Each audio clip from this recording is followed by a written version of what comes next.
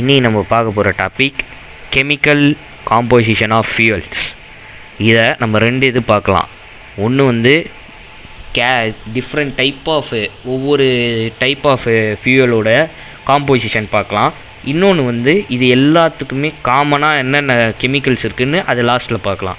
First different types, இதெல்லாம் வந்து நம்ம ஃபிசிக்கல் ஃபார்மை வச்சு நம்ம டிஃப்ரெண்ட் டைப்ஸ் பிரிக்கலாம். பேசிக்காக வந்து நமக்கு தெரிஞ்சதுலாம் வந்து லிக்விட் பேஸ்டு, கேஷியஸு, சாலிடு. இதே நம்ம இன்னும் கொஞ்சம் ஃபர்தராக நம்ம சிந்தசைஸ் பண்ணுற பயோஃபியூயல்ஸையும் நியூக்ளியர் ஃபியூயல்ஸையும் இன்னும் கொஞ்சம் ஒரு ரெண்டு டைப்பாக எடுத்து கொஞ்சம் ப்ரீஃபாக படிக்க போகிறோம். First liquid hydrogen fuel. இதெல்லாம் mostly petroleum based, crude oil அந்த மாதிரி வந்துடும். ஓகேவா? இதில் ஜென்ரலாக 83லேருந்து 87% கார்பனும் 10 to 14% ஹைட்ரஜனும், மீதி வந்து other components like nitrogen, sulphur அந்த மாதிரி இருக்கும். இதை வந்து இன்னும் ஃபர்தராக ரெண்டாக பிரிக்கிறோம். அதில் ஒன்று வந்து கேசலின்றது யூஸ்வலி நம்ம அமெரிக்கன் டேர்ம்ஸில் ஃபியூயல் வந்து கேசலின்ஸ் யூஸ் பண்ணுவாங்க. இதிலே வந்து 3 இருக்குது. ஒன்று alkene, saturated carbon, ALKANES alkanes. இதோட ஜென்ரல் ஃபார்முலா இது CnH2n+2. அடுத்து aromatic components like benzene, toluene. Actually இந்த CH வந்து இங்கே மேலே வரும், அது பார்த்துக்கோங்க. அடுத்து அடிட்டிவ்ஸ்னால் ஒன்றும் இல்லை. இப்போ நார்மலாக பெட்ரோல் போடும்போது அது கூடயே வந்து ஒரு கெமிக்கலி கலந்து எஃபிஷியன்சிக்கு வந்து அதிகமாக யூஸ் பண்ணுறதுக்காக வந்து அடிட்டிவ்ஸ் சேர்ப்பாங்க. எக்ஸாம்பிள் வந்து எத்தனால். இதெல்லாம் வந்து எதுக்கு யூஸ் பண்ணுறாங்கன்னா ஆன்டி நாக்கிங் எஃபெக்ட்ஸ். இது வந்து என்னதுன்றது நம்ம கம்பஷன் சாப்டரில் வந்து பார்ப்போம் தெளிவாக, இன்னும் ப்ரீஃபாக. அடுத்து டீசல். முதல்ல கேசலின் வந்து கார்பன் 4லேருந்து கார்பன் 12 ஆர்கானிக் கெமிஸ்ட்ரி படி வரும். கார்பன் 4லேருந்து கார்பன் 12 இந்த ரேஞ்சில் இருக்கும். இது வந்து கார்பன் 9 to கார்பன் 25 ரேஞ்சில் இருக்கும் டீசல்ஸ் வந்து. இதுலேயும் saturated components, aromatic hydro carbons, அப்புறம் இதுலேயே கொஞ்சம் இம்ப்யூரிட்டிஸும் சேர்ந்த இதெல்லாம் இருக்குது டீசல்லையும். அடுத்து கேஷியஸ் ஃபியூயல். இப்போது இது லிக்விட் பார்த்தாச்சு. அடுத்து கேஷியஸில் வந்து சிஎன்ஜின்னு சொல்லுவாங்க. கம்ப்ரஸ்டு நேச்சுரல் கேஸு கிட்டத்தட்ட ஒன்று தான். இதில் வந்து மீத்தேன் தான் 90% மீத்தேன் தான். மிச்சம் 10% வந்து ப்ரொப்பைனு, ஈத்தேன், ப்ரொப்பைன், பியூட்டேன் அதெல்லாம் இருக்கும். இது ஈத்தேன், இது ப்ரொப்பைன், இது பியூட்டேன். ஓகேவா? அடுத்து எல்பிஜி, லிக்விட் பெட்ரோலியம் கேஸ். இதில் வந்து ப்ரொப்பைன், பியூட்டேன் இது ரெண்டோட கலவை தான் வந்து இந்த எல்பிஜின்றாங்க. அடுத்து பயோஃபியூயல்ஸ், FAME, ஃபேம். இந்த ஃபேம்னா என்னென்னா ஃபேட்டி ஆசிட் மித்தைல் எஸ்டர். இந்த பயோஃபியூயல் வந்து எப்படி பண்ணுவாங்கன்னா எய்தர் பிளெண்டிங், அரைப்பாங்க, vegetable oil or animal fat.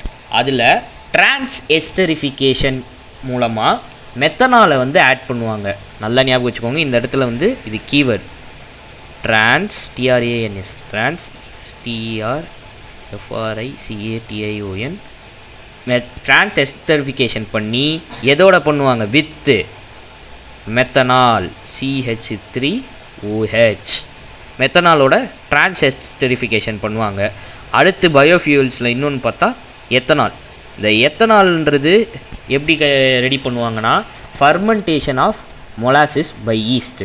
ஒன்றும் இல்லை, கரும்பு ஆலையில் வந்து அந்த கரும்பு ஜூஸ்லாம் எடுத்தது போக திக்காக அந்த கருப்பாக ஒரு நல்லா டென்சிட்டியாக விஸ்காசிட்டி அதிகமாக ஒரு லிக்விட் கிடைக்கும்.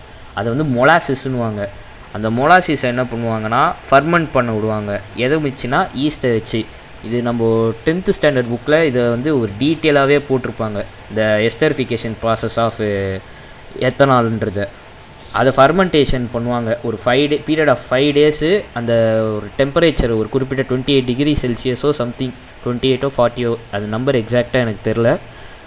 அந்த இதில் இது ரொம்ப டீட்டெயிலாக வேணாம், இது சும்மா ஒரு சின்ன லைன் தான். Fermentation of molasses by yeast. அந்த இது பண்ணி ஃபர்மெண்ட் பண்ண வச்சு அதுக்கப்புறம் வர்றது தான் எத்தனால். அந்த எத்தனால்லாம் வந்து நம்ம மோஸ்ட்லி வந்து எப்படி சொல்கிறது, மோஸ்ட்லி இதையே டைரெக்டாக ஃபியூயலாக யூஸ் பண்ணுறத விட இது வந்து நம்ம நார்மலாக யூஸ் பண்ணுற அந்த ஃபாசில் ஃபியூயல்ஸோட கலந்து யூஸ் பண்ணி எஃபிஷியன்சி வந்து அதிகமாக இருக்கிறதுக்கு தான் யூஸ் பண்ணுவாங்க. அடுத்து வந்து நியூக்ளியர் ஃபியூயல் எதுக்கு யூஸ் ஆகும்? நியூக்ளியர் ரியாக்டருக்காக. அதில் வந்து நியூக்ளியர் ஃபிஷன்னா என்ன? அணு பிளதல். அப்படின்னா 2 நியூக்ளியை வந்து ஒரு பெரிய லார்ஜ் நியூக்ளியர் வந்து 2 ஸ்மால் நியூக்ளியாக பிரியும். அணு பிளப்பு அந்த மாதிரி கிட்டத்தட்ட சன்னில் நடக்குது ஃபியூஷன் ரியாக்ஷன். 2 ஸ்மாலர் நியூக்ளியர்ஸ் வந்து சேர்ந்து ஒரு பெரிய நியூக்ளியஸாக மாறும். அது வேறு, நியூக்ளியர் ஃபிஷன் வேறு. ஃபிஷன்னா உடையிறது. ஒரு பெரிய நியூக்ளியர் வந்து 2 இதுவாக வந்து உடையும். இதில் யுரேனியம் புளுட்டோனியம், யுரேனியம் 235, புளுட்டோனியம் 239 இதை தான் யூஸ் பண்ணுவாங்க. இதில் நம்ம ஆல்ரெடி ஃபஸ்ட்டு வீடியோவில் பார்த்தது நான் திரும்பி சொல்கிறேன். யுரேனியம் வந்து ப்ரைமரி ஃபியூயல், புளுட்டோனியம் வந்து செகண்டரி ஃபியூயல்.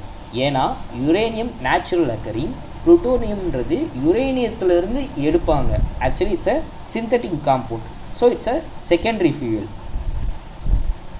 அடுத்து சாலிட் ஃபியூயல்ஸில் நமக்கு பொதுவாக தெரிஞ்சது வந்து வுட்டு, கோல், அதெல்லாம் தான். பயோமேஸ்னால் அதுதான் கிட்டத்தட்ட கோல், மற்ற இதெல்லாம் சிம்பிள், அதுதான் வந்து சாலிட் ஃபியூயல்ஸ்.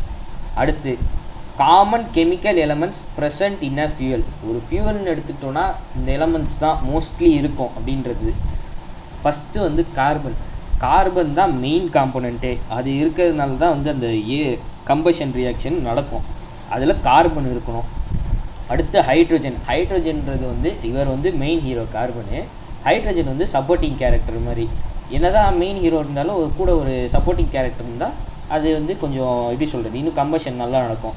ஆக்சிஜன் தான் இந்த இடத்துல மெயினே. ஆக்சிஜன் இருக்கணும், இருந்தால் கொஞ்சம் கம்பஷன் வந்து நல்லா நடக்கும். அடுத்து இதில் சம்டைம்ஸ் சல்ஃபரும் இருக்கலாம்.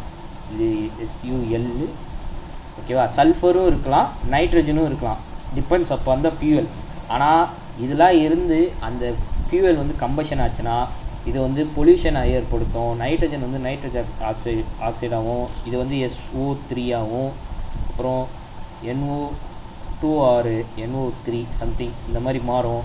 இது வந்து ஹார்ம்ஃபுல் டு என்விரான்மெண்ட். இது 2 கேஸுமே கம்பஷன் ஆகி இது வந்து எவால்வ் ஆகும்.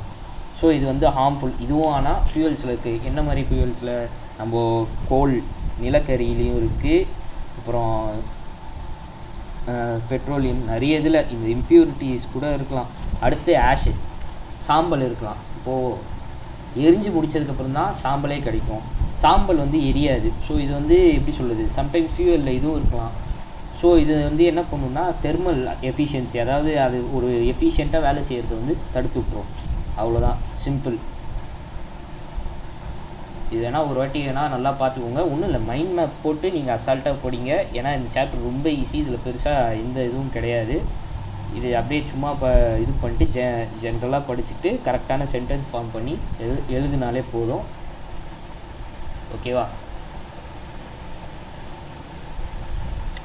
தேங்க்யூ.